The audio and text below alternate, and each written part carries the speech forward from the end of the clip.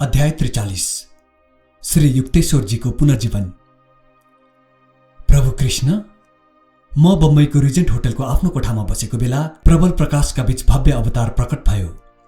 सडक पारीको एउटा अग्लो भवनको छतमाथि यो अवर्णनीय दृश्य एक्कासी मेरो अगाडि देखा पर्यो जब मैले तेस्रो तलामा भएको आफ्नो कोठाको झ्यालबाट बाहिर हेरेँ। त्यो दिव्य आकृति मधुर मुस्कानले इशारा गर्दै हात हल्लाइरहेको थियो। जब मैले भगवान कृष्णको सन्देश ठिकसँग बुझ्न सकिन, प्रभु मलाई आशीर्वाद दिएर अन्तर्ध्यान भए। असीम आनन्दले भाव विभोर भएर मैले महसुस गरेँ कि यो कुनै आध्यात्मिक घटनाको सूचक हो। मेरो पश्चिमको यात्रा केही समयका लागि स्थगित भएको थियो। कलकत्ता र पुरी फर्कनु अगाडि बम्बईका केही ठाउँमा सार्वजनिक प्रवचनहरू दिने मेरो कार्यक्रम थियो। जुन 1936 दिउँसो 3 बजे म बम्बईको होटलको कोठामा आफ्नो ओछ्यानमा बसिराखेको बेला भगवान श्रीकृष्णको दर्शनको 1 हप्तापछि एकाएक दिव्य प्रकाशले मेरो ध्यान भङ्ग भयो। आश्चर्यले विस्फारित मेरा आँखा अगाडि सम्पूर्ण कोठा अद्भुत संसारमा परिवर्तित भयो। सूर्यको उज्यालो स्वर्गिक तेजमा रूपान्तरित भयो। खुसीको लहरले मलाई छोप्यो जसै मैले आफ्ना अगाडि रगत मासुको शरीरमा श्री युक्तेश्वरजीलाई देखेँ। मेरा छोरा गुरुदेव कोमलतासँग बोल्नुभयो। उहाँको अनुहारमा मोहित पार्ने दिव्य हाँसो थियो। जीवनमा पहिलोपल्ट म उहाँका पाउ छुन निहुरिन, अपितु तुरुन्तै अगाडि बढेर उहाँलाई बेस्सरी आफ्नो अङ्गालोमा बाँधेँ। कस्तो दुर्लभ क्षण! आनन्दको यस वर्ष अगाडि महिनौसम्म सहेको वेदना तुच्छ लागिरहेको थियो। मेरा स्वामी, मेरो हृदयको सर्वस्व, मलाई छाडेर तपाईँ किन जानुभयो? आनन्दातिरेकले म बोल्न सकिरहेको थिइनँ। तपाईँले किन मलाई कुम्भ मेलामा जान दिनुभयो? मैले तपाईँलाई छाडेर गएकोमा आफूलाई कति धिक्कारेँ। मैले बाबाजीको पहिलो पटक दर्शन पाएको ठाउँ हेर्न जाने तिम्रो यात्राको अभिलाषामा म बाधक बन्न चाहिन। मैले तिमीलाई केही समयका लागि छाडेको थिएँ। के म फेरि तिमीसँगै छैन र? तर के तपाईँ तिनै गुरुदेव, तिनै ईश्वरका सिंह हुनुहुन्छ? के तपाईँले त्यही शरीर धारण गर्नुभएको छ जसलाई मैले पुरीको निष्ठुर बालुवामा गाडेको थिएँ? हो वत्स, म उही हुँ। यो रगत मासुको शरीर नै हो। यद्यपि मेरा लागि यो तेजस हो, तिम्रो दृष्टिमा यो भौतिक हो। मैले ब्रह्माण्डीय अणुहरूद्वारा एकदमै नयाँ शरीर धारण गरेँ। ठिक त्यस्तै जस्तो स्वप्न जगतको भौतिक शरीरलाई तिमीले तिम्रो स्वप्न जगतको पुरीको स्वप्न बालुवा मुनि समाधिस्थ गरेका थियौ। साँचो कुरा के हो भने म पुनर्जीवित भएको छु। पृथ्वीमा होइन, तर दिव्य लोकमा। त्यहाँका निवासीहरू पृथ्वीका मानवभन्दा मेरो उच्च आदर्शको समता गर्न बढी सक्षम छन्। कुनै दिन तिमी र तिम्रा प्रियजन पनि मसँग रहन त्यहाँ आउनेछौ। अमर गुरुदेव, मलाई अरू पनि बताउनुहोस्। गुरुदेव तुरुन्तै ठट्टापूर्ण हाँसो हाँस्नुभयो। प्यारा छोरा, उहाँले भन्नुभयो, के तिमी आफ्नो अङ्गालो अलिक खुकुलो पार्दैनौ? अलिकति मात्रै। मैले गुरुदेवलाई अक्टोपस जस्तै कडासँग अङ्गाली राखेको थिएँ। उहाँको शरीरबाट ठिक त्यस्तै नैसर्गिक मन्द सुगन्ध आइरहेको थियो जस्तो पहिले आउँथ्यो। जहिले पनि म त्यस गौरवमय क्षणको स्मरण गर्छु, त्यसबेला म आफ्ना पाखुरा र हत्केलामा गुरुदेवको दिव्य रोमाञ्चकारी स्पर्शको अनुभव गर्न थाल्छु। जसरी कर्मभोगमा मानव मात्रको सहायता गर्न महापुरुषहरूलाई पृथ्वीमा पठाइन्छ, त्यसै गरी ईश्वरबाट मैले एउटा तेजस जगतमा रक्षकका रूपमा सेवा गर्न आदेश पाएको छु। श्री युक्तेश्वरजीले भन्नुभयो, यस जगतलाई हिरण्य लोक भनिन्छ। सूक्ष्म जगतको कर्मभोगबाट छुटकारा पाएर फेरि सूक्ष्म पुनर्जन्मबाट मुक्ति प्राप्त गर्न त्यहाँका उन्नत बासिन्दाहरूको म सहायता गर्छु। हिरण्य लोकका बासिन्दाहरू आध्यात्मिक रूपले अति विकसित छन्। ती सबैले पृथ्वीमा पुनर्जन्म हुँदा ध्यान बलले मृत्युकालमा सचैतन्य आफ्नो भौतिक शरीरलाई त्याग गर्ने शक्ति प्राप्त गरेका थिए। जबसम्म कुनै मानिसले पृथ्वीमा सविकल्प समाधिको अवस्थालाई पार गरेर निर्विकल्प समाधिको अवस्था पार गर्दैन, उसले हिरण्य लोकमा प्रवेश पाउँदैन। हिरण्य लोकका निवासीहरूले साधारण सूक्ष्म मण्डललाई पार गरिसकेका हुन्छन्, जहाँ पृथ्वीका प्राय सबै मानिसले मरेपछि जानै पर्छ। त्यहाँ तिनीहरू तेजस जगतको आफ्नो कर्मफलका बिउहरू नष्ट गरिदिन्छन्। उन्नत अवस्था प्राप्त जीवात्माहरू बाहेक अरू कसैले पनि सूक्ष्म जगतमा यस प्रकारको मोक्षदायक काम प्रभावकारी ढङ्गले गर्न सक्दैन। त्यसपछि उनीहरूको आत्मालाई कर्मफलबाट पूर्ण मुक्ति दिलाउन विश्वविधान अनुसार यी साधकहरूले हिरण्यलोक, तेजस सूर्य वा स्वर्गमा नयाँ सूक्ष्म शरीर धारण गरेर जन्म लिनुपर्छ, जहाँ म उनीहरूको सहायता गर्न उपस्थित छु। हिरण्यलोकमा प्राय पूर्वावस्था पाएका जीव पनि निवास गर्छन्, जो उच्चतर कारण जगतबाट आएका हुन्छन्। मेरो मनको गुरुको मनसँग यति पूर्णताका साथ तादात्म्य स्थापित भइसकेको थियो कि उहाँ आंशिक रूपले वाणीद्वारा तथा आंशिक रूपले विचार स्थानान्तरणद्वारा आफ्ना शब्दचित्रहरूलाई मसम्म पुर्याउनुहुन्थ्यो। यस प्रकार म उहाँको विचार तरङ्ग छिटो ग्रहण गरिरहेको थिएँ। तिमीले शास्त्रहरूमा पढेका छौ, उहाँले भन्नुभयो, कि ईश्वरले मानव आत्मालाई 3 वटा शरीर रूपी बट्टामा राख्नु भएको छ। भाव अथवा कारण शरीर, सूक्ष्म तेजस शरीर, मानिसको मानसिक र भावनात्मक केन्द्र र स्थूल भौतिक शरीर। पृथ्वीमा मानिस भौतिक इन्द्रियानुभूतिले युक्त रहन्छ। तेजस जीव आफ्ना चैतन्य भावनाहरू र प्राण कणिकाहरूले युक्त शरीरले काम गर्छन्। कारण शरीरले युक्त जीव भावहरूको आनन्दमय संसारमा रहन्छ। मेरो काम त्यस्ता तेजस जीवहरूको सहायता गर्नु हो जो कारण संसारमा प्रवेश गर्ने तयारी गर्दैछन्। हे प्राणप्रिय गुरुदेव, मलाई तेजस विश्वका बारेमा अरू पनि बताउने कृपा गर्नुहोस्। मैले आफ्नो आलिङ्गन अलि खुकुलो गरिदिएको थिएँ। मेरा पाखुराहरूले उहाँलाई अझै समातेका थिए। सबै सम्पदाहरूका पनि सम्पदा मेरा गुरुदेव आज मृत्युको उपहास गरी म छेउ आउनुभएको छ। अनेक तेजस लोकहरू छन् जहाँ तेजस प्राणीहरू भरिएका छन्। यी लोकका निवासीहरू एक लोकबाट अर्को लोकमा जानका लागि तेजसयान वा प्रकाशपुञ्जबाट यात्रा गर्छन्, जो विद्युत वा रेडियोधर्मी शक्तिभन्दा पनि छिटो गतिशील हुन्छन्। तेजस ब्रह्माण्ड प्रकाश र रङ्गहरूका विभिन्न सूक्ष्म तरङ्गहरूले बनेको हुन्छ, जो भौतिक अन्तरिक्षभन्दा 100 करोड गुणा ठूलो आकारको हुन्छ। सम्पूर्ण भौतिक सृष्टि सानो ठोस टोकरी झै सूक्ष्म तेजस जगतको विशाल तेजिलो गुब्बारा मुनि झुन्डिएको हुन्छ। जसरी शून्य आकाशमा अनेक सूर्य र ताराहरू घुमिरहन्छन्, त्यस्तै गरी असंख्य तेजस सूर्यहरू र तारापुञ्जहरू हुन्छन्। तिनीहरूका ग्रहहरू र सूर्यचन्द्र भौतिक जगतका सूर्यचन्द्रभन्दा सुन्दर छन्। तेजस जगतका ताराहरूको उज्यालो मेरु प्रभा जस्तो देखिन्छ। सूर्यको तेजस प्रभा मधुरो चन्द्र प्रभाभन्दा बढी चमकदार हुन्छ। तेजस जगतमा रात र दिन भौतिक जगत अथवा पृथ्वीमा भन्दा लामा हुन्छन्। तेजस जगत अपरिमित राम्रो, सफा, शुद्ध र व्यवस्थित हुन्छ। त्यहाँ कुनै मृत ग्रह वा बाँझो जग्गा हुँदैन। पृथ्वीका दोषहरू, घाँसपात, जीवाणु, किरा फट्याङ्ग्रा, सर्पहरू त्यहाँ हुँदैनन्। पृथ्वीको परिवर्तनशील जलवायु र विभिन्न याम त्यहाँ हुँदैन। तेजस जगतमा सधैँ एक नासको वसन्त ऋतुको सुखद तापक्रम हुन्छ। बीचबीचमा उज्यालो हिउँ र विभिन्न रङ्गको वर्षात हुन्छ। तेजस जगतमा पारदर्शी तालहरू, चम्किलो समुद्र र इन्द्रधनुषी नदीहरू प्रशस्त पाइन्छन्। साधारण तेजस जगत, जुन हिरण्य लोक जस्तो सूक्ष्म तेजस जगत होइन, त्यसमा लाखौं सूक्ष्म जीवात्माहरू हुन्छन् जो पृथ्वीबाट भर्खरै आएका हुन्छन्। साथै असंख्य परीहरू, मत्स्यकन्याहरू, माछाहरू, जनावरहरू, ख्याकहरू, पिशाचहरू, यक्षहरू र प्रेतात्माहरू हुन्छन्, जो आफ्ना कर्मफलहरू अनुसार विभिन्न तेजस जगतमा निवास गर्छन्। असल र खराब जीवात्माहरूका लागि गोलाकार निवास वा स्पन्दनशील क्षेत्रको व्यवस्था गरिएको छ। असल जीवात्माहरू स्वतन्त्रतापूर्वक हिँडडुल गर्न सक्छन्, तर खराब जीवात्माहरूका लागि सीमित क्षेत्र तोकिएको हुन्छ। जस्तो कि पृथ्वीमा मनुष्यहरू पृथ्वीको सतहमा, किराहरू भूमि मुनि, माछा पानीमा र चराहरू आकाशमा रहन्छन्, त्यस्तै सूक्ष्म जीवहरूलाई उनीहरूको श्रेणी अनुसार विभिन्न उपयुक्त स्पन्दन क्षेत्रमा निर्धारित गरिन्छ। पतित देवदूतहरू जो अन्य लोकहरूबाट निष्कासित भएर आएका हुन्छन्, उनीहरू बीच सङ्घर्ष हुँदा प्राण कणिका बम वा मानसिक मान्त्रिक स्पन्दन किरणको प्रयोग गरिन्छ। यी भ्रष्ट जीवात्माहरू निम्नतम सूक्ष्म जगतको अध्यारो प्रदेशमा निवास गरी आफ्नो कर्मको फल भोग गर्छन्।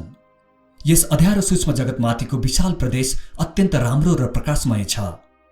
तेजस लोक ईश्वरको इच्छा र पूर्णता प्राप्तिको योजनामा पृथ्वीभन्दा बढी लययुक्त छ। सूक्ष्म तेजस जगतको प्रत्येक वस्तु मुख्यतः ईश्वरको इच्छा र आंशिक रूपले सूक्ष्म जीवात्माहरूको इच्छाको आह्वानद्वारा प्रतिपादित हुन्छ। ती जीवात्माहरूले ईश्वरले सृष्टि गरेका कुनै पनि वस्तुको आकार वा सौन्दर्यमा परिवर्तन वा परिवर्धन गर्न सक्छन्। ईश्वरले आफ्नो सूक्ष्म तेजस जगतका सन्तानहरूलाई सूक्ष्म जगतका वस्तुहरूलाई इच्छा मात्रले परिवर्तित गर्न वा राम्रो बनाउन छुट र सुविधा दिनुभएको छ।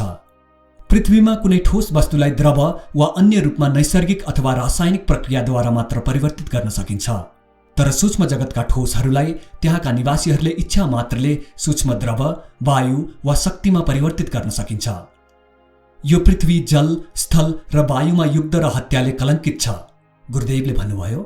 तर तेजस जगतमा आनन्ददायी सामञ्जस्य र समानता हुन्छ। सूक्ष्म तेजस जगतका जीवात्माहरू आफ्नो इच्छाले प्रकट या लोप हुन सक्छन्।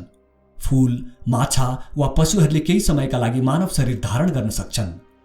सूक्ष्म तेजस जगतका सबै जीवात्माहरूलाई कुनै पनि रूप धारण गर्ने स्वतन्त्रता छ र सजिलैसँग आपसमा संसर्ग गर्न सक्छन्। कुनै पनि स्थिर, निर्दिष्ट र प्राकृतिक नियमले ती बाँधिएका हुँदैनन्।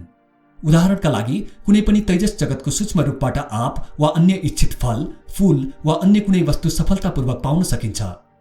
केही कर्म वर्जनाहरू छन्, तर सूक्ष्म जगतमा विभिन्न आकार धारण गर्ने इच्छाका विषयमा कुनै बन्धन छैन। प्रत्येक वस्तु ईश्वरको रचनात्मक प्रकाशले कम्पायमान छ। कोही पनि गर्भबाट जन्म लिँदैन। सूक्ष्म जीवात्माहरूले सन्तानहरूको उत्पत्ति ईश्वरीय इच्छा शक्तिले विशिष्ट आकारयुक्त सूक्ष्म सघनीकरणद्वारा गर्छन्। हालसालै देहमुक्त भएको जीवात्मा सूक्ष्म जगतमा आएपछि आफ्नै जस्तो समान नैसर्गिक र आध्यात्मिक वृत्तिहरू भएको कुनै पनि परिवारको आह्वानमा जन्म लिन्छ। सूक्ष्म शरीर जाडो वा गर्मी वा कुनै प्राकृतिक अवस्थाले प्रभावित हुँदैन। सूक्ष्म शरीरमा सूक्ष्म दिमाग हुन्छ, जहाँ प्रकाशमय सर्वदर्शी सहस्त्रदल कमल र सुषुम्ना अथवा मेरुदण्डमा स्थित 6वटा जागृत केन्द्रहरू हुन्छन्। हृदयले यस सूक्ष्म मस्तिष्कबाट प्रकाश र वैश्विक शक्ति लिएर त्यसलाई स्नायु तन्तुहरू र शरीरका कोशिकाहरू वा प्राणकणिकाहरूमा परिचालित गर्छ। सूक्ष्म जीवात्माहरू प्राणकणिका शक्ति र पवित्र मन्त्रहरूको स्पन्दनद्वारा आफ्नो रूप परिवर्तन गर्न सक्छन्। सूक्ष्म शरीर धेरैजसो आफ्नो अन्तिम भौतिक शरीरको यथार्थ प्रतिमूर्ति हुन्छ। उसको मुख र आकार पृथ्वीमा उसको पूर्व जन्मका बेला यौवनकालीन शरीर जस्तो हुन्छ। कहिलेकाहीँ कोही जस्तो कि म आफ्नो बुढेसकालकै आकार मन पराउँछन्। गुरुदेव यौवन सुलभ मुद्रामा हाँस्नुभयो। त्रिआयामी विस्तृत भौतिक जगतको बोध खाली 5 ज्ञानेन्द्रियद्वारा हुन्छ, तर यसको विपरीत सूक्ष्म जगतको सर्वज्ञान षष्ठेन्द्रिय अन्तर्ज्ञानद्वारा हुन्छ। श्री युक्तेश्वरजीले भन्दै जानुभयो, खाली अन्तर्ज्ञानद्वारा नै सबै सूक्ष्म जीवात्माहरू हेर्छन्, सुन्छन्, सुक्छन्, चाख्छन् र स्पर्श गर्छन्। तिनीहरूका 3वटा आँखा हुन्छन्, जसमध्ये 2 आंशिक रूपले बन्द हुन्छन्।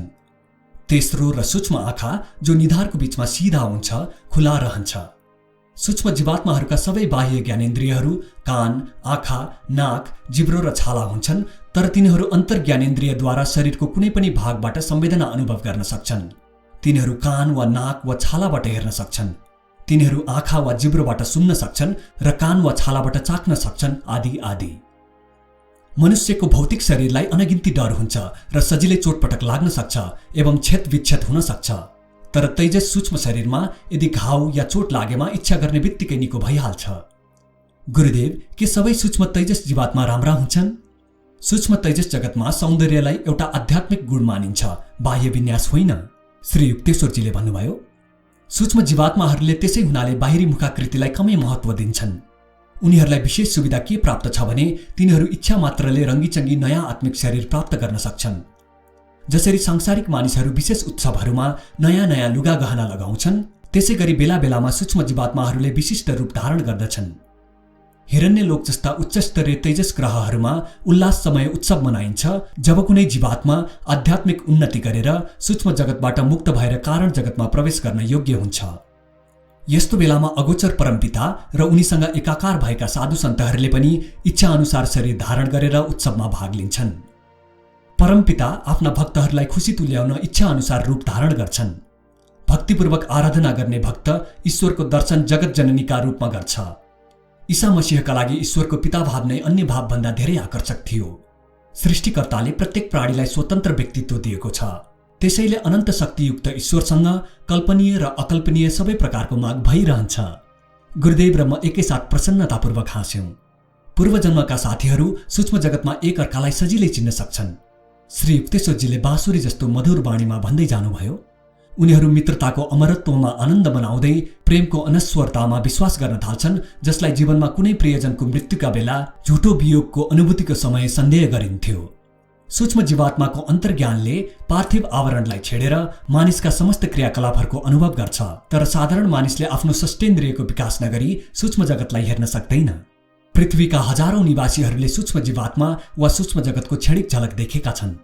सामान्यतः हिरण्यलोकका उन्नत जीवात्माहरू लामा तेजस रात र दिनहरूमा परमानन्दमा मग्न भई जागृत रहन्छन्। विश्व परिचालनका जटिल समस्याहरूको समाधान गर्न पृथ्वी मार्गी पथभ्रष्ट जीवात्माहरूको उद्धार गर्न सहायता गर्छन्। जब हिरण्यलोकका निवासी निदाउँछन्, त्यसबेला कहिलेकाहीँ स्वप्न सदृश सूक्ष्म दृश्यहरू देखिन्छन्। तिनीहरूको मन सामान्यतः निर्विकल्प आनन्दको चैतन्य अवस्थामा मग्न रहन्छ। सूक्ष्म लोकका सबै प्रदेशका निवासीहरू अझै पनि मानसिक पीडा अनुभव गर्छन्। हिरण्यलोक जस्ता ग्रहहरूका उन्नत निवासीको मानसमा दारुण पीडा अनुभव हुन्छ यदि तिनीहरू सत्यको अनुभव वा व्यवहारमा कुनै गल्ती गर्छन् भने। यी उन्नत जीवात्मा आफ्नो प्रत्येक विचार र कर्मलाई पूर्ण रूपले आध्यात्मिक नियम अनुरूप राख्ने प्रयत्न गर्छन्।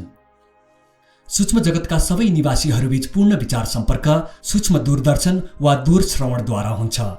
पृथ्वीमा लिखित अथवा वाचिक शब्दहरूले गर्दा जस्तो भ्रम र अन्यलको स्थिति सहनुपर्ने हुन्छ, त्यो सूक्ष्म जगतमा हुँदैन। सिनेमाको पर्दामा जसरी प्रकाश निर्मित चित्रहरूद्वारा मानिसहरू हिड्डुल गरेको र काम गरेको देखिन्छ, तिनीहरू सास फेर्दैनन्, त्यस्तै प्रकाशका सुसंयोजित प्रतिमाहरूका कारण सूक्ष्म जीवात्माहरू पनि सुसङ्गत र बुद्धियुक्त ढङ्गले हिड्डुल र काम गर्छन्। उनीहरूलाई पनि अक्सिजन चाहिँदैन। मानिसलाई जीवन धारण गर्न ठोस, तरल, वायु र शक्ति चाहिन्छ, तर सूक्ष्म प्राणीहरू मुख्य रूपले दैवी प्रकाशबाट जीवित रहन्छन्। हे मेरा गुरुदेव, के सूक्ष्म जीवात्माहरूले केही खान्छन्? म आफ्नो समस्त कार्यक्षमता, मन, हृदय र आत्मालाई एकाग्र गरेर गुरुदेवको मुखारबिन्दबाट परलोकबारे गरिएको व्याख्याको रसपान गरिरहेको थिएँ। सत्यको अतीन्द्रिय अनुभूति शाश्वत, अटल र अपरिवर्तनीय हुन्छ, तर क्षणिक इन्द्रिय अनुभव र त्यसको छाप सामयिक वा सापेक्षिक दृष्टिले मात्र सत्य हुन्छ। त्यसको सम्झना चाँडै नै क्षीण भएर जान्छ। मेरा गुरुदेवको वाणी मेरो मानसपटलमा यति गहिरो रूपले अंकित भएको छ कि म आफ्नो मनलाई अति चैतन्य अवस्थामा पुर्याएर ती दिव्य अनुभवहरूलाई कुनै पनि बेला पुनर्जीवित गर्न सक्छु।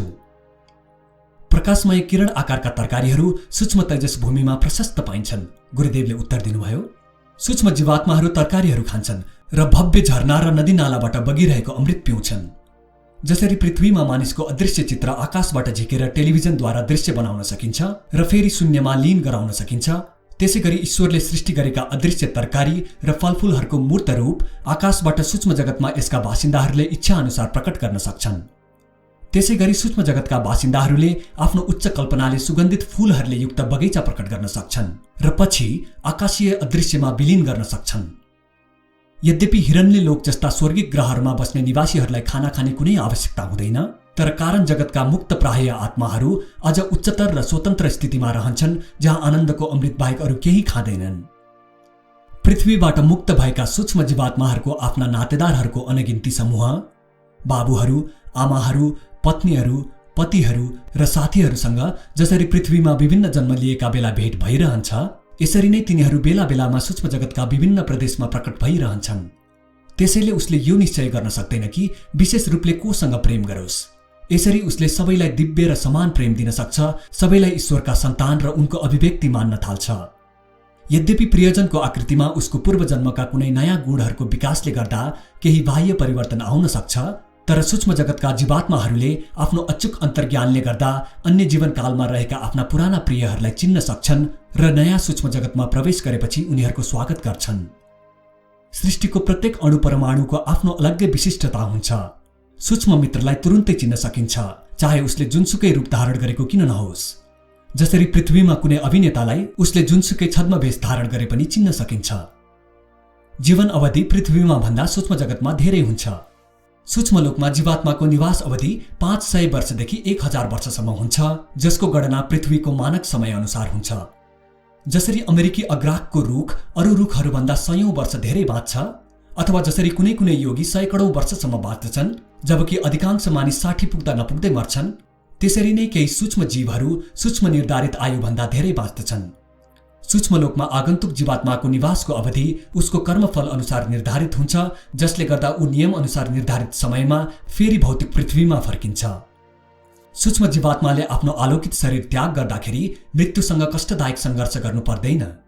यीमध्ये अनेक जीव सूक्ष्मतर कारण शरीर धारण गर्नलाई आफ्नो सूक्ष्म शरीरको परित्याग गर्ने विचारले अलि आत्तिन्छन्। सूक्ष्म विश्व अनिश्चित मृत्यु, रोग र बुढ्यौलीले मुक्त हुन्छ। यी तीनवटै डर पृथ्वीका अभिशाप हुन्, जहाँ मानिसले आफ्नो जड शरीरलाई नै आत्मवत मानेको हुन्छ र आफूलाई बचाइराख्न सतत रूपले वायु, आहार र निन्द्राको सहारा लिन्छ। भौतिक मृत्युमा सास हराउँछ र शरीर कोषहरू विघटित हुन्छन्। सूक्ष्म देहको मृत्यु हुँदा प्राण कणिकाहरू छिन्न भिन्न हुन्छन्। यी प्राण कणिकाहरू नै विश्व शक्तिका एकाइहरू हुन्, जसबाट सूक्ष्म जीवहरूको प्राणको निर्माण हुन्छ। भौतिक मृत्यु हुँदा जीवको आफ्नो रगत मासुको शरीरको चेतना नष्ट हुन्छ र ऊ सूक्ष्म जगतको आफ्नो सूक्ष्म शरीरबारे चैतन्य भइहाल्छ। यथासमय सूक्ष्म शरीरको मृत्युको अनुभव गर्दै जीवात्माको चेतना सूक्ष्म जीवन मृत्युबाट पार भएर भौतिक जन्म मरणतिर तानिन्छ। यो सूक्ष्म र भौतिक जन्म मृत्युको चक्र अज्ञानी जीवहरूका लागि अपरिहार्य भाग्यलेख हो। शास्त्रहरूमा वर्णन गरिएको स्वर्ग र नरकको वर्णन सुनेर मानिसको अन्तर्मनको गहिरो तलमा सुसुप्त सुखमय सूक्ष्म जगत र दुःखमय भौतिक जगतका अनुभवका सम्झनाहरू कहिलेकाहीँ जागृत हुन्छन्। प्यारा गुरुदेव, मैले सोधे, के तपाईँ मलाई पृथ्वीमा र सूक्ष्म जगतमा तथा कारण जगतमा भएको पुनर्जन्ममा के फरक हुन्छ विस्तृत रूपमा बताउन सक्नुहुन्छ?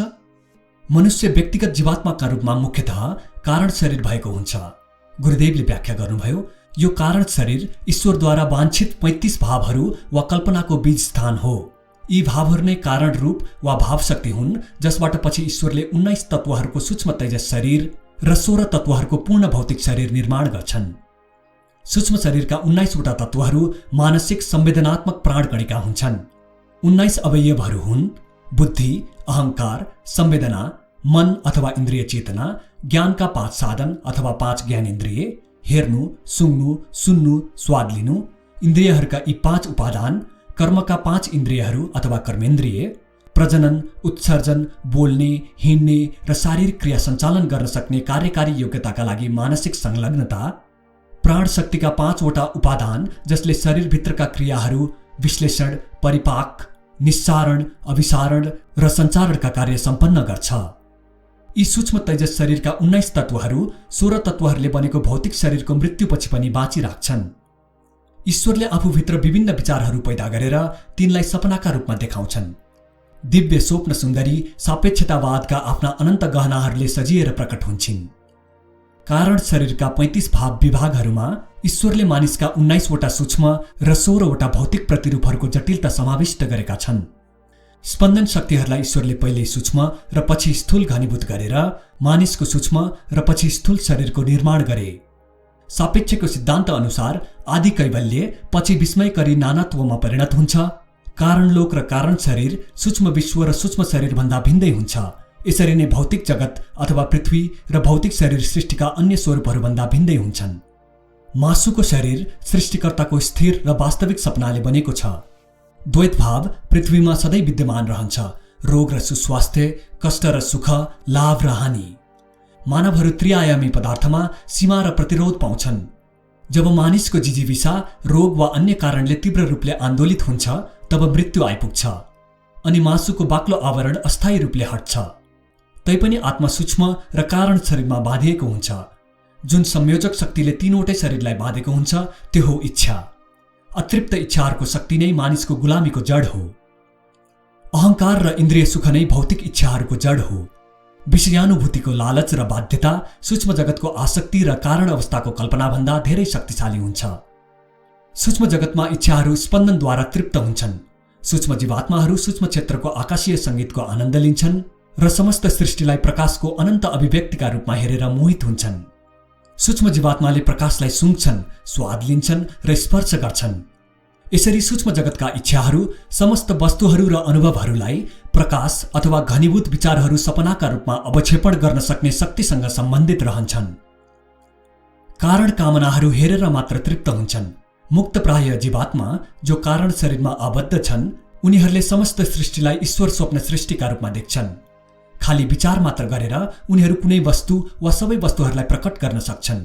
त्यसैले कारण शरीरधारी जीव भौतिक अनुभूति अथवा सूक्ष्म जगतको आनन्दलाई स्थूल र आत्माको सूक्ष्मतर संवेदनाका लागि निस्सासिने बाधा ठान्छन्। कारण जीव आफ्ना इच्छाहरूलाई तत्काल मूर्त रूप दिएर त्यसको शमन गर्छन्।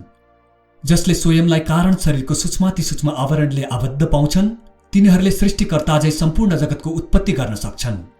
किनभने सम्पूर्ण सृष्टि नै विश्व स्वप्न जालले रचिएको छ। यसकारण अतिसूक्ष्म कारण शरीरले आवृत जीवात्माले पनि विराट शक्तिको अनुभव गर्छ। आत्मा नैसर्गिक रूपले अदृश्य हुन्छ। त्यसलाई उसको शरीर वा शरीरहरूको अस्तित्वले मात्र चिन्न सकिन्छ। उसको शरीरको अस्तित्वको अर्थ यति हो कि उसको उपस्थितिको सम्भाव्यता उसका अतिरिक्त इच्छाहरूमा निर्भर छ। जबसम्म जीवात्मा 1, 2 अथवा 3 शरीर पिंजडाहरूमा बन्द छ जसलाई अज्ञान र कामनाहरूले कसेर बन्द गरिएको छ ऊ तबसम्म परमात्मा सागरमा विलीन हुन सक्दैन। जब मृत्युको आघातले पार्थिव शरीर नष्ट हुन्छ त्यसबेला पनि दुवै आवरणहरू सूक्ष्म र कारण रहि नै रहन्छन् र आत्मालाई चैतन्य रूपले सर्वव्यापी जीवनसँग मिलन हुन दिँदैनन्। जब ज्ञानद्वारा कामना शून्यता प्राप्त हुन्छ तब उसका दुवै आवरणहरूलाई यसको शक्तिले छिन्न भिन्न गरिदिन्छ। सानो आत्मा अन्त्यमा मुक्त भएर बाहिर निस्किन्छ र अनन्त परमात्मासँग एकाकार हुन्छ। मैले आफ्ना गुरुलाई उच्च र रहस्यमय कारण जगतमाथि अरू प्रकाश गर्न अनुरोध गरे। कारण जगत अवर्णनीय हिसाबले सूक्ष्म छ। उत्तर दिँदै गुरुदेवले भन्नुभयो, त्यसलाई बुझ्नका लागि मानिसलाई यति विघ्न ठूलो एकाग्र शक्तिको खाँचो हुन्छ कि आँखा बन्द गरेपछि उसले देख्न सक्छ कि सूक्ष्म जगत र त्यससँग संलग्न भौतिक जगत आलोकमय गुब्बारामा झुन्डिरहेको ठोस डालो दुवै आफ्नो विचार रूपमा स्थित छन्। यदि यस अतिमानवीय एकाग्रताद्वारा मानिस समस्त जटिलताहरू समेत ती सबै विश्वलाई मात्र कल्पनामा वा विचारमा परिणत र विलीन गर्न सफल भयो भने ऊ कारण जगतमा पुग्छ र मन र पदार्थको सीमा रेखामा स्थित भइहाल्छ, जहाँ उसले समस्त सृज्य पदार्थहरू, ठोस, द्रव, वायु, बिजुली, शक्ति, सबै जीवहरू, देवता, मानिसहरू, जनावरहरू, वनस्पति, कीटाणुहरू चैतन्य रूपमा देख्छ। जसरी एउटा मान्छेले आँखा चिम्लेर यो महसुस गर्न सक्छ कि ऊ विद्यमान छ, यद्यपि ऊ उसका आँखामा अदृश्य छ र एउटा कल्पनाका रूपमा मात्र उपस्थित हुन्छ। एउटा मान्छेले जुन कुरा कल्पनामा गर्न सक्छ त्यसलाई कारण जीवले यथार्थमा गर्न सक्छ। अतिशय कल्पना गर्ने मानव बुद्धि खाली मनमा मात्र एउटा विचारबाट अर्को विचारसम्म दौड लगाउन सक्छ।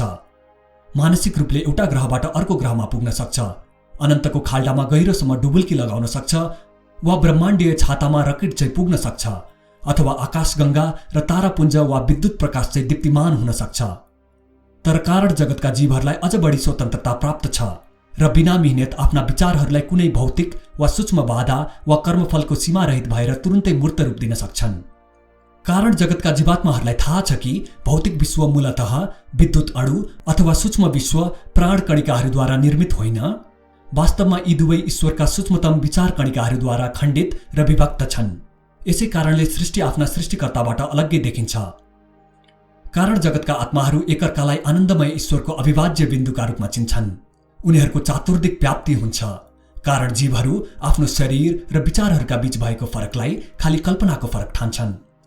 जसरी मानिसले आफ्ना आँखा चिम्ले पनि उज्यालो सेतो प्रकाश वा नीलो ज्योति हेर्न सक्छन्, त्यस्तै कारण जीवहरू खाली विचारले मात्र हेर्न, सुन्न, सुग्न, चाख्न, छुन, कुनै पनि चीज बनाउन अथवा नष्ट गर्न सक्छन्। मृत्यु र पुनर्जन्म कारण जगतमा दुवै चीज विचार मात्र हुन्। कारण शरीरी जीवहरूको आहार खाली चिरनूतन ज्ञानको अमृत हो। तिनीहरू शान्तिको झरनाबाट पिउँछन्, अनुभूतिको मार्गहीन भूमिमा भ्रमण गर्छन् र परमानन्दको अनन्त सागरमा पौडी खेल्छन्। लौ हेर, उनीहरूको उज्यालो विचार शरीर परमात्माले सृष्टि गरेका करोडौं करोड ग्रहहरू, पानीका बुलबुला जस्ता नयाँ ब्रह्माण्डहरू, ज्ञानरूपी ताराहरू, अनन्त आकाशको काखमा सप्तरङ्गी वर्णपट जस्ता स्वप्न सदृश स्वर्ण निहारिकाहरूलाई द्रुत वेगले पार गरिरहेका हुन्छन्। धेरै जीवहरू हजारौं वर्षसम्म कारण विश्वमा निवास गरिरहन्छन्। त्यसपछि प्रगाढ समाधिद्वारा मुक्त आत्माले क्षुद्र कारण शरीरबाट निस्केर आफूलाई कारण जगतको विशालतामा स्थापित गर्छ। विचारहरूको विभिन्न भुमरी, शक्तिको विशिष्ट लहर, प्रेम, इच्छाशक्ति, आनन्द, शान्ति, अन्तर्मन, स्थिरता, आत्मसंयम र एकाग्रता यी सबै परमानन्द सागरमा मिसिन जान्छन्। अब आत्माले चैतन्यको विशिष्ट अविभाज्य तरङ्गका रूपमा आनन्दलाई अनुभव गर्दैन, बरु एउटै दिव्य विश्वसागरमा सनातन हास्य, रोमाञ्च र कम्पन जस्ता आफ्ना सबै लहरहरूका साथ विलीन भइहाल्छ। जब आत्मा यी ती शरीरहरूको लाभ्रोबाट बाहिर निस्कन समर्थ हुन्छ, तब यो सदा सर्वदाका लागि सापेक्षताको नियमले मुक्त हुन्छ र अनिर्वचनीय शाश्वत विद्यमानतालाई प्राप्त गर्छ। सर्वव्यापी परमात्माको पुतलीलाई हेर, यसका प्वाखहरू ताराहरू, चन्द्रमाहरू र सूर्यहरूद्वारा रचित छन्। ईश्वरसम्म फैलिएको आत्मा प्रकाश रहित प्रकाशमा, अन्धकार रहित अन्धकारमा र विचारहीन विचारको क्षेत्रमा एक्लो रहन्छ। एउटा मुक्त आत्मा, म चकित भएर कराएँ। जब जीव अन्त्यमा यी तीन मायारूपी घैँटाबाट बाहिर निस्कन्छ, गुरुदेवले फेरि बताउनुभयो, तब ऊ आफ्नो व्यक्तित्व कायम राखेर परमात्मासँग एकाकार भइहाल्छ। क्राइस्टले यो अन्तिम स्वतन्त्रता जिससका रूपमा जन्म लिनुभन्दा पहिल्यै पाइसकेका थिए। उनको अतीतका 3 चरणहरू उनको पार्थिव जीवनमा 3 दिनको मृत्यु तथा पुनर्जीवनका अनुभव थिए। उनले ईश्वरसम्म पूर्ण रूपमा पुग्न शक्ति हासिल गरिसकेका थिए। अविकसित मानिसले 3 शरीरबाट मुक्त हुनका लागि अनगिन्ती भौतिक, सूक्ष्म र कारण शरीर धारण गर्नुपर्छ। जुन महापुरुषले यो चरम मुक्ति प्राप्त गर्छ, उसले अरू मानवहरूलाई ईश्वरसम्म पुर्याउन पृथ्वीमा अवतार लिन सक्छ अथवा म जस्तै सूक्ष्म जगतमा निवास गर्न सक्छ। उद्धारकले त्यहाँका निवासीहरूको कर्मको फल आफूमाथि लिन्छ र यस प्रकार सूक्ष्म जगतमा तिनीहरूको पुनर्जन्मको चक्र समाप्त गरी कारण जगतमा स्थायी रूपले पुर्याउन सहायक हुन्छ। अथवा एउटा मुक्तात्मा कारण जगतमा प्रवेश गरेर यहाँका जीवात्माहरूको कारण शरीरको म्याद कम गराएर कैवल्य धाम पुग्न उनीहरूको सहायता गर्छ। हे पुनर्जीवित आत्मा, जुन कर्मले जीवहरूलाई फेरि 3वटा जगतमा फर्काउँछ, त्यसबारे म अरू जान्नका लागि उत्सुक छु। आफ्ना सर्वज्ञ गुरुलाई म चिरकालसम्म सुन्न सक्छु। मैले सोचेँ, उहाँको पार्थिव जीवनमा मैले कहिल्यै पनि यति धेरै ज्ञान प्राप्त गर्न सकेको थिइनँ। आज पहिलो पटक म जीवन मृत्युको खेल चौपटमा रहस्यमय अन्तरालबारे प्रष्ट र निश्चित ज्ञान पाइरहेको थिएँ। सूक्ष्म संसारहरूमा निवास गर्नुभन्दा पहिले मानिसले आफ्ना भौतिक कर्म र कामनाहरू पूर्ण रूपले समाप्त गर्नुपर्छ। गुरुदेवले रोमाञ्चकारी वाणीमा व्याख्या गर्नुभयो, सूक्ष्म प्रदेशमा 2 प्रकारका जीव निवास गर्छन्। जुन जीवहरूको भौतिक कर्म समाप्त गर्न बाँकी छ, जसले गर्दा आफ्नो कर्म सम्बन्धी ऋण चुक्ता गर्न स्थूल शरीर अवश्य धारण गर्नुपर्छ, उनीहरूलाई पार्थिव मृत्युपछि सूक्ष्म जगतमा अस्थायी बासिन्दाका रूपमा गनिन्छ, स्थायी बासिन्दाका रूपमा होइन। जुन जीवहरूको पार्थिव कर्म निखनिएको छैन, ती सूक्ष्म जगतमा मृत्यु पश्चात विश्वकल्पनाको उच्च कारण जगतमा जान पाउँदैनन्, तर तिनीहरूले स्थूल र सूक्ष्म जगतका बीचमा घरिघरि आवागमन गरिरहनै पर्छ। तिनीहरूलाई 16 तत्त्वहरूको पार्थिव शरीर र 19 तत्त्वहरूको सूक्ष्म शरीरको सतत चेतना रहन्छ। स्थूल शरीरको हरेक पल्ट अवसानपछि पृथ्वीबाट आउने अविकसित जीव धेरैजसो समय मृत्यु निन्द्राको गहिरो तन्द्रामा नै रहन्छ र ऊ सूक्ष्म जगतको सौन्दर्य चेतनाबाट वञ्चित नै रहन्छ। त्यस्तो जीव सूक्ष्म जगतमा आराम गरेपछि फेरि भौतिक जगतमा फर्किन्छ र घरिघरि आउने जाने गर्दा ऊ सूक्ष्म जगतको स्वभावबारे बिस्तारै अभ्यस्त र परिचित हुँदै जान्छ। अर्कातिर सामान्य अथवा सूक्ष्म जगतका दीर्घकालीन निवासीहरू, जसले पार्थिव वासनाहरूबाट मुक्ति पाइसकेका छन्, उनीहरूले पृथ्वीको स्थूल कम्पनमा फर्किनु पर्दैन। यस्ता जीवहरूले खाली सूक्ष्म र कारण जगतका कर्महरूबाट मात्र छुटकारा पाउनुपर्छ। यी जीवहरू सूक्ष्म शरीरको मृत्यु भएपछि असीमित सूक्ष्मतर र अझ राम्रो कारण जगतमा प्रवेश गर्छन्।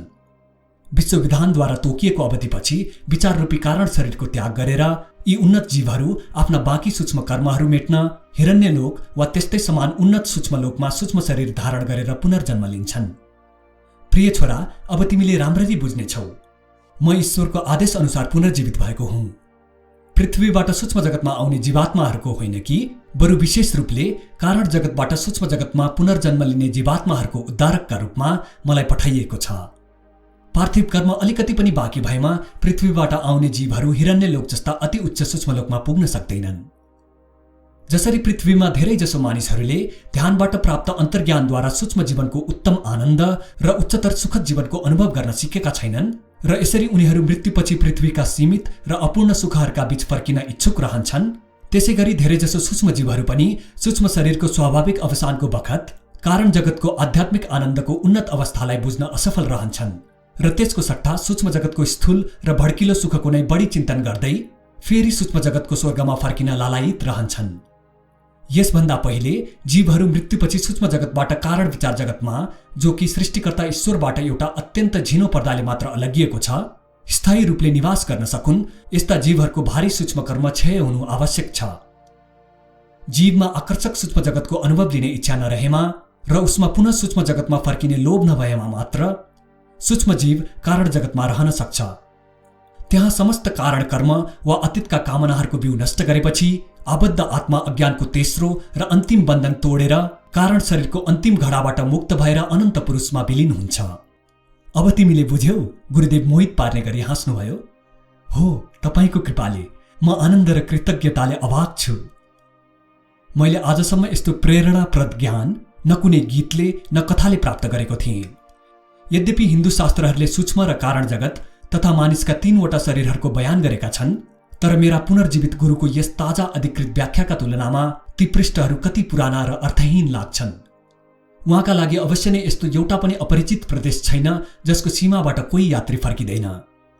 मानिसका 3 वटा शरीरको अन्तर्व्याप्ति उसका 3 वटा प्रकृतिले अभिव्यक्त हुन्छ। मेरा महान गुरुले भन्दै जानुभयो, पृथ्वीमा जाग्रत अवस्थामा मानिस आफ्ना 3 माध्यमहरूकै बारेमा चैतन्य रहन्छ। जब ऊ स्वाद, गन्ध, स्पर्श, सुन्ने, हेर्ने आदि इन्द्रियजनित विषयहरूमा संलग्न रहन्छ, ऊ मुख्यतः स्थूल शरीरद्वारा काम गर्छ। जब ऊ कल्पना वा इच्छा गरिरहेको हुन्छ, तब ऊ सूक्ष्म शरीरद्वारा काम गरिरहेको हुन्छ। जब ऊ कुनै चिन्तन वा गहन अन्तर्दर्शन वा गहन ध्यानमा हुन्छ, तब ऊ आफ्नो कारण शरीरले काम गरिरहेको हुन्छ। जब मानिसले स्वाभाविक रूपले आफ्नो कारण शरीरसँग सम्बन्ध स्थापित गर्छ, तब ऊ प्रतिभाका दिव्य विचारहरूलाई प्राप्त गर्छ। यस अर्थमा कुनै मानिसलाई मोटामोटी तवरमा एउटा भौतिक मानिस, एउटा ऊर्जायुक्त मानिस वा एउटा बौद्धिक मानिसमा बाँड्न सकिन्छ। एउटा मानिसले 24 घण्टा आफ्ना माध्यमहरूसँग एकात्म राख्छ अनि ऊ सुत्छ। यदि उसले सपना देख्छ भने ऊ आफ्नो सूक्ष्म शरीरमा रहन्छ र सूक्ष्म जीव चाहिँ कुनै प्रयास नगरिकनै कुनै चीजको सृष्टि गर्न सक्छ। यदि कुनै मानिस गहिरो निद्रामा कुनै सपना नदेखिकन कैयौं घण्टासम्म सुत्छ भने उसले आफ्नो चेतना अथवा मको भावना कारण शरीरमा स्थानान्तरित गर्न सक्छ। त्यस्तो निद्राले पुनः फुर्ती जगाउँछ। सपना देख्नेले आफ्नो सूक्ष्म शरीरसँग सम्पर्क गर्छ, कारण शरीरसँग होइन। त्यसैले त्यो निद्रा ताजा गराउने खालको हुँदैन। श्री युक्तेश्वरजी जब यो अद्भुत व्याख्या गर्दै हुनुहुन्थ्यो, म उहाँतिर प्रेम भावले हेरिरहेको थिएँ। दिव्य पुरुष गुरु, मैले भने, तपाईको शरीर ठिक त्यस्तै देखिँदैछ जस्तो पुरी आश्रममा देख्दा म रोएको थिएँ। हो, मेरो नयाँ शरीर पुरानो शरीरको एकदम सच्चा प्रतिरूप हो। यस रूपलाई इच्छा मात्रले पृथ्वीमा आफ्नो निवासकालमा भन्दा धेरै पटक प्रकट वा लोप गर्न सक्छु। म अब अदृश्य भएर प्रकाशको गतिले एउटा ग्रहबाट अर्को ग्रहमा अथवा सूक्ष्म जगतबाट कारण जगत वा पार्थिव जगतमा जान सक्छु। मेरा दिव्य गुरु हाँस्नुभयो। यद्यपि तिमीहरू आजकल यति छिटो यात्रा गर्छौ, तर तिमीलाई बम्बईमा भेट्टाउन मलाई कुनै गाह्रो भएन।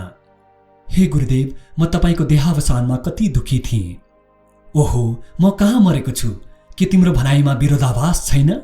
श्री युक्तेश्वरजीका आँखा स्नेह र विनोदले चम्किरहेका थिए। तिमी पृथ्वीमा सपना देखिरहेका थियौ, त्यस पृथ्वीमा तिमीले मेरो स्वप्न शरीर देख्यौ। गुरुदेवले भन्नुभयो, पछि तिमीले स्वप्न प्रतिमालाई समाधिस्थ गरिदियो।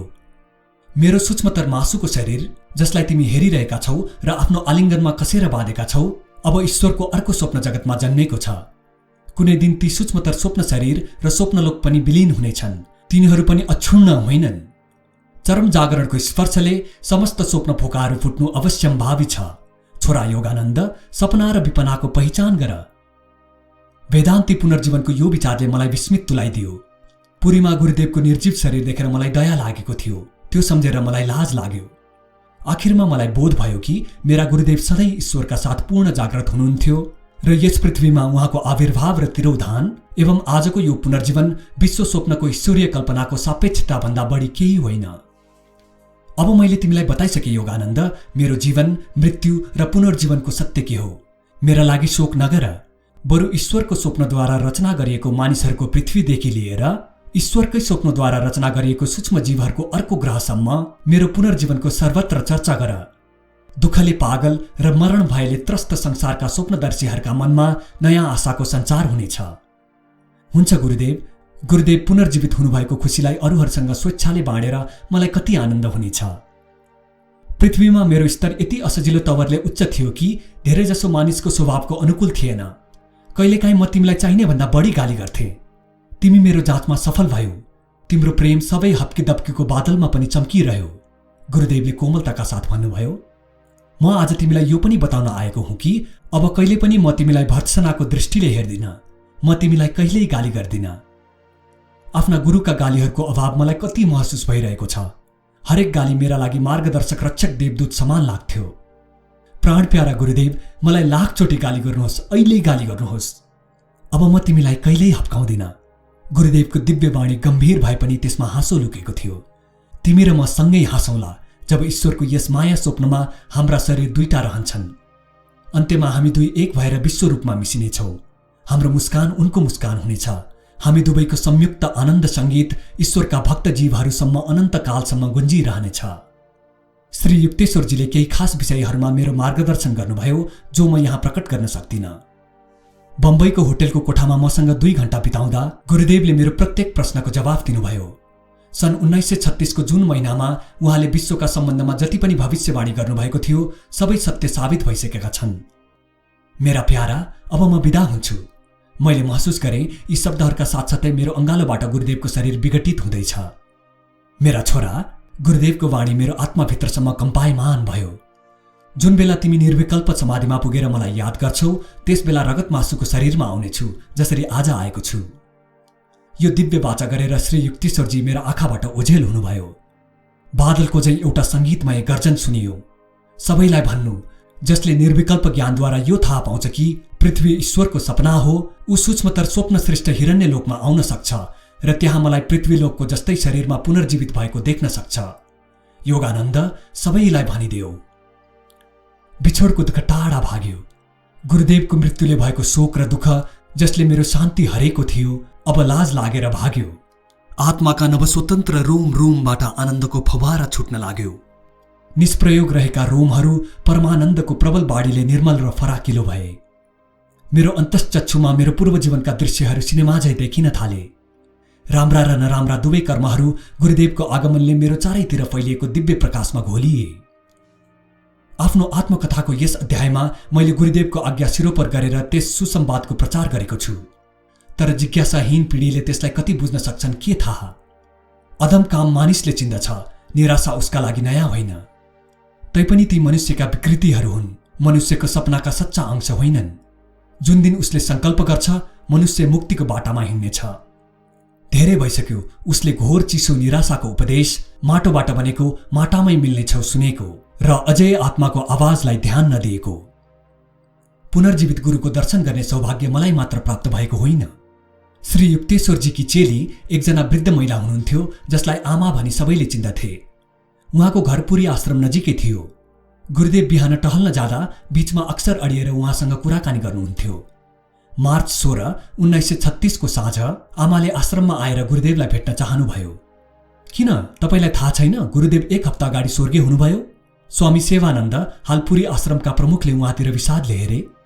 यो असम्भव छ, उहाँले हाँस्दै प्रतिवाद गर्नुभयो। होइन, सेवानन्दले मृत्यु संस्कारको सबै विवरण दिँदै भने, आउनुहोस्, उनले भने, म तपाईलाई अगाडि बगैँचामा उहाँलाई समाधिस्थ गरिएको ठाउँमा लगिदिन्छु। आमाले टाउको हल्लाउनुभयो। गुरुदेवका लागि कुनै समाधि छैन। आज बिहान 10 बजे मैले उहाँलाई मेरो ढोका अगाडिबाट टहल्न निस्केको देखेँ। मैले उहाँसँग ढोका बाहिर धेरै बेरसम्म कुरा गरेँ। आज साँझ आश्रममा आउनु, गुरुदेवले भन्नुभयो। म यहाँ आएँ, यो बुढीको फुलेको कपालमाथि आशिष लागोस्। अमर गुरुले मलाई यो सम्झाउन खोज्नु भएको थियो कि उहाँले कस्तो दिव्य शरीरमा मलाई बिहान दर्शन दिनुभएको थियो। चकित सेवानन्द आमाका अगाडि निहुरिए।